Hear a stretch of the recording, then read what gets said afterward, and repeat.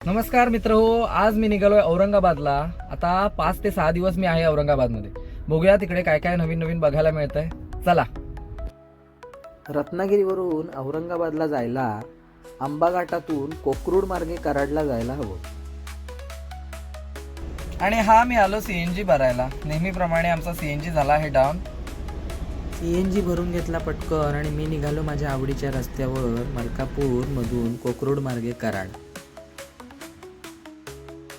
हा रस्ता मला खूपच आवडतो कारण बालपणीच्या काही आठवणी ताज्या होतात। लहानपणी कागदाच्या पवनचक्क्या बनवून आपण खेळलोय, तशा खऱ्याखुऱ्या पवनचक्क्या ह्या रस्त्यावर मला नेहमीच बघायला मिळतात।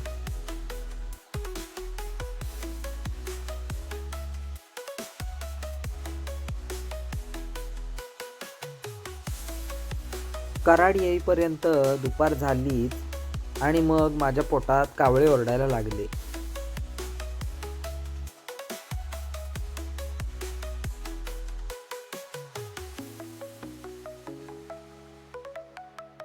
आणि कराड हायवेला मला मिळालं एक अप्रतिम हॉटेल ज्याचं नाव आहे राऊवाडा। राऊवाडा शुद्ध शाकाहारीचा बोर्ड बघून आम्ही तिथे थांबलो आणि हॉटेल बघून थक्क झालो, कारण हे हॉटेल मराठा साम्राज्यातल्या सरदार मावळ्यांच्या वाड्यासारखं घडवलंय। जुनी तांब्या पितळेची भांडी, धान्य कांडायचं उखळ, पाटा वरवंटा, लाकडी रवी अशा वेगवेगळ्या वस्तूंनी मला हे हॉटेल भरलेलं दिसलं।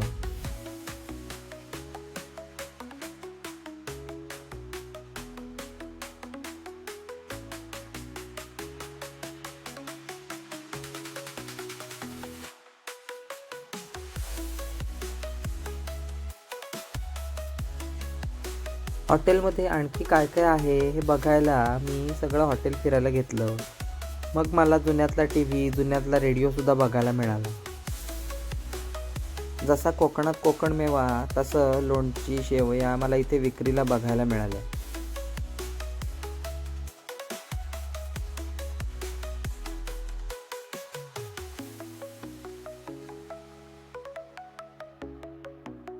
तिथे मला महाराजांचा जिरेटोप, काही वस्त्र आणि मावळ्यांच्या पगड्या बघायला मिळाल्या।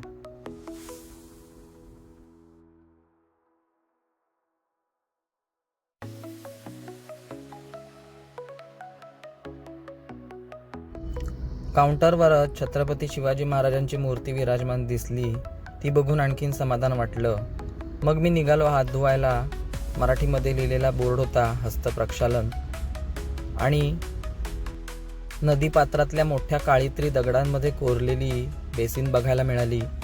अशा या युनिक गोष्टींनी भरलेलं हॉटेल मला खूप आवडलं। तुम्हीही नक्की तिथे भेट द्या आणि येथील जेवणाचा आस्वाद घ्या। अशाच नवनवीन व्हिडिओंसाठी आपल्या चॅनलला लाईक आणि सबस्क्राईब करायला विसरू नका। तोपर्यंत मी पिठलं भाकरीच्या जेवणाचा आस्वाद घेतो। राऊवाडा हॉटेलमध्ये आमचं मस्त जेवण झालं। आता आम्ही पुढच्या रस्त्याला निघालो।